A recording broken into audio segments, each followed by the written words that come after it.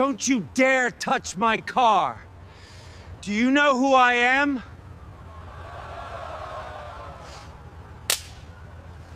CEO screamed at a black woman for laying a finger on his $19 million Bugatti. Security rushed forward. Cameras turned. He called her just another nobody. But what happened seconds later left the entire street breathless. Her fingers touched the engine again. This time, not in fear, but with precision. What no one knew was this. Within minutes, she would expose a secret that could ruin or save his empire forever. Before we start, like this video and comment where you're watching from. Your support helps us bring more powerful stories. Now, let's begin. The sun burned hot over Lexington Avenue as traffic slowed around the gleaming silver Bugatti parked in front of the high-rise headquarters of Mercer Dynamics. Pedestrians stopped to take photos. The car was more than a vehicle. It was a symbol of unreachable wealth. That was when a woman stepped a little too close. She wore oil-stained jeans, worn-out sneakers, and a gray t-shirt tied to the waist. Her name was Raina Cole, and no one knew her. At least not yet. Raina bent forward to admire the sleek engine design, but as her fingers gently brushed the hood, a voice roared behind her like a lightning strike. "What do you think you are doing?" The voice belonged to Preston Mercer, the 50-year-old billionaire CEO of Mercer Dynamics. His tailored navy suit, flawless hair, and diamond-studded watch screamed status. His eyes, however, burned with rage. Raina straightened up. I do not care what you were just doing." Preston snapped. "Get away from my car. You have no idea what that machine is worth." People turned. A man started recording on his phone. Security rushed forward, confused but alert. "This vehicle costs more than you will ever make in your entire life," Preston continued. "You do not touch it. You do not breathe near it. You stand over there and stay out of my sight." Raina's hands slowly dropped to her sides. She could have walked away. She should have. But something in her eyes shifted, like a quiet storm rolling over calm water. She stepped back, only slightly, and looked him dead in the eye. "Your Bugatti is misfiring," she said calmly. "Your exhaust line is about 2 minutes from setting off a fire." Preston laughed, loud and condescending. "Oh, really? And what exactly are you? A car psychic?" "No, I am an engineer," Raina replied. "And I built engines like this before your company even ordered its first custom model." The crowd's mood changed. Whispering started. One man stepped closer, curious. "You expect me to believe that someone like you knows more about this car than the people who designed it?" Preston asked, his voice dripping with mockery. Raina walked up to the rear quarter panel, knelt down, and with a single twist of her wrist, pulled a panel clip free. Smoke puffed out, light but real. Gasps echoed around them. Preston's eyes widened. His phone buzzed with an urgent text from his driver. "The engine light is on. Car is not starting." Raina stood slowly. "You wanted me away from your car. But now, you may want me under the hood." And just like that, the entire street went silent. Everyone wanted to know what would happen next. For a moment, Preston Mercer could not speak. His mouth opened, but no words came out. The mighty billionaire who had founded one of the most powerful engineering empires in the country now stood speechless in front of a woman whose name he did not even know. Around them, people had stopped pretending not to stare. Phones were lifted. Videos were recording. Every passing second felt heavier than the last. Raina did not flinch. Her calm face showed no anger, only confidence built from years of knowing machines better than most people knew themselves. She did not need to prove anything. Yet something about the way Preston looked at her told her he needed to be taught a lesson. "Pop the hood," she said firmly, eyes locked on him. Preston scoffed. "Do you think I am going to let some random woman take apart a $19 million car in the middle of the street?" Raina took 2 slow steps forward. "Then call your driver. Tell him to drive it around the block." Preston hesitated. He already knew what the answer would be, but he pulled out his phone anyway.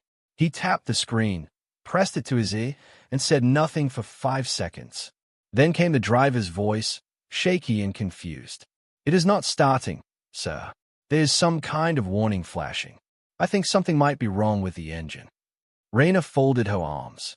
Your exhaust system is failing. The smart valve sensor has not updated since your last software push. When the fuel mix spikes during idle, it triggers a false overheat.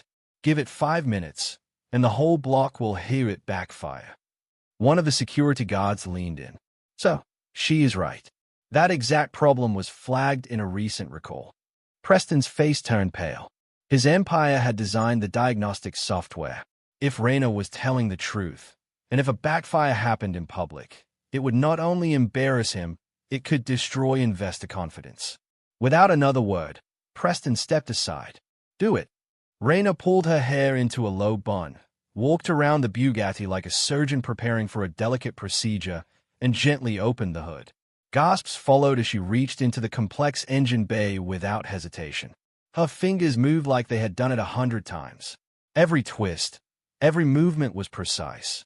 She disconnected a sensor, adjusted the thermal switch, and accessed the control board underneath. Her hands never shook. Her breathing stayed even. It took her less than 3 minutes. She stood up and nodded to the driver. Try it now.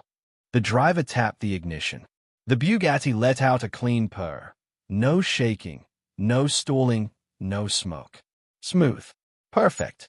The crowd erupted. People clapped.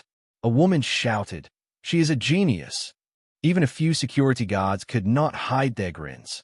Preston, however, stood frozen. He had just yelled at a woman who saved his car, who solved an issue none of his top engineers had even noticed, and who now stood taller than he ever had, in oil-stained jeans, under the beating sun, with a whole street behind her.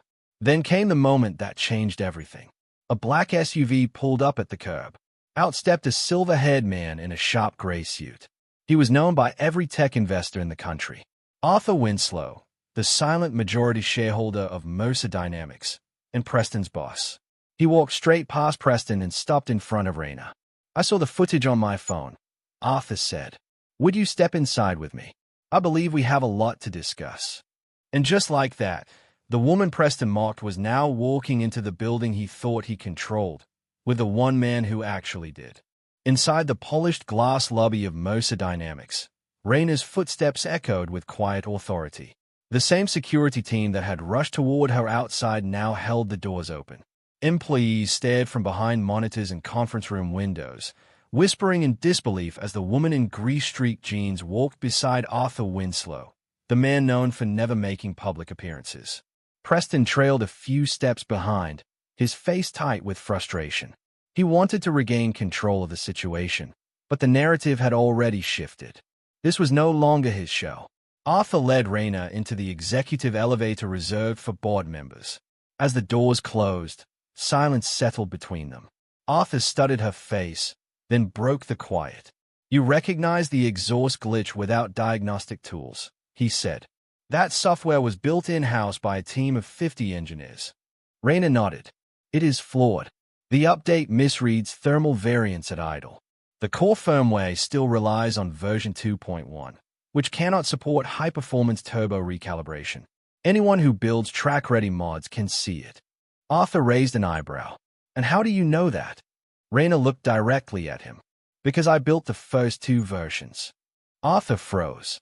"I was on the team that coded the early prototype, back before the project had a name. Before Mercer Dynamics bought the design," she continued. "Then I was told I did not belong in the room once venture capital stepped in. They removed my name, scrubbed my files, and locked the patents under new board supervision." Arthur's jaw clenched. "You were part of the origin team." "I was the architect," she replied. The elevator doors opened onto the top floor. Arthur led her into a private boardroom, where a massive digital screen displayed live social media feeds. Rayna's name, though no one had known it 30 minutes ago, was already trending. Bugatti woman, engineer queen, Mercer meltdown, hashtags flooded the screen. "Do you want to go public?" Arthur asked, motioning to a chair. "You could take this story to the press. Sue the company. Shame everyone involved. People would rally behind you." Rayna shook her head. "I do not want revenge. I want accountability. I want my work to be recognized. I want access to the lab where the real designs happen. And I want my name returned to every blueprint I built." Arthur leaned back. You want a seat at the table. I want the table rebuilt, she answered. At that moment, Preston burst into the room, unable to hold back. This is outrageous, he barked. She does not belong here. She sabotaged my vehicle in public just to cause a scene. Raina stood. Her voice remained steady. If your car exploded, your shareholders would be gone by morning. I saved you. That is not sabotage. That is engineering. Arthur raised a hand, silencing the room. Preston, he said slowly, you embarrassed this company in public. You humiliated someone whose work was the foundation of your success. You ignored a critical design flaw and turned away the very person who could have fixed it before it became a liability. Preston's eyes darted across the room, trying to gauge where the power had shifted. Arthur continued, you built your image on control, but Raina just proved that substance matters more than ego. Starting today, she will be reinstated as the lead systems architect, with full credit restored. You will issue a public apology and step down from daily operations until the board completes a review. Preston's mouth opened, then closed again. Raina did not smile. She did not gloat. She simply nodded. I came here to fix an engine, she said. But the real problem was always bigger than that. Outside, the news spread faster than anyone expected, and Raina's story was just getting started. 2 weeks after the confrontation on Lexington Avenue, Mercer Dynamics unveiled a press release that made national headlines. It began with a name the public had never heard before, Raina Cole. Within hours, her story exploded across every major platform. Networks scrambled to book interviews. Engineering forums lit up. Articles called her a genius, a whistleblower, and even a silent revolutionary. But Raina ignored the noise. Her focus stayed exactly where it had always been, on the work. Inside the newly reopened prototype lab, she stood at a steel workbench surrounded by parts, wires, processes, and handwritten notes. Her fingers moved with the same confidence they had shown that day under the hood of the Bugatti. Except now, she was not just fixing what was broken, she was building something new. Arthur Winslow entered quietly, watching her from the doorway.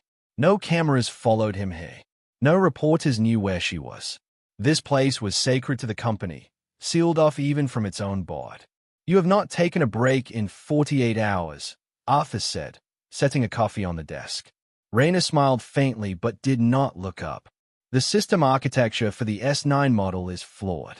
The battery sensors are misreading heat signatures during rapid acceleration. It needs to be rewritten from scratch. Arthur stepped closer. Raina, the world wants to hear from you. They want your story. My story is not a headline, she replied. My story is this: fixing what other people abandoned, making sure nothing explodes in someone's hands again. He nodded, then pulled a folded envelope from his coat. The board finalized your compensation package. Full back pay for all projects, shares in the company, and your name restored to every patent. That includes the thermal recalibration interface. It is official now. Raina set down her tools and opened the envelope slowly. Inside, her name was printed in bold on a document that made it clear she was no longer invisible. Then came a knock at the lab door. It opened to reveal a young girl, no older than 16, standing nervously in the doorway. She wore a visitor badge and held a sketchbook in one hand. Are you Miss Cole? She asked quietly. I read everything about you. I want to be an engineer, but everyone at my school says girls like me should not dream that big. Raina stepped forward and knelt to her level. What is your name? She asked. Jada, the girl replied. Raina looked at her sketchbook. Inside were pages of designs, raw, imaginative, imperfect, but filled with passion. She smiled. Well, Jada, she said, they told me the same thing. And here we are. Come inside. I want to see more of your ideas. Jada beamed and stepped into the lab, her eyes wide with wonder. As the door closed behind them, the weight of what Raina had built finally became clear. She had not only repaired a broken system, she had opened a door for others to walk through. Outside, reporters still camped near the entrance, waiting for her to speak. But Raina did not need to say anything. The engine was already running. The spark had already been lit. And from that moment on, the world would never look at a woman in grease-stained jeans the same way again.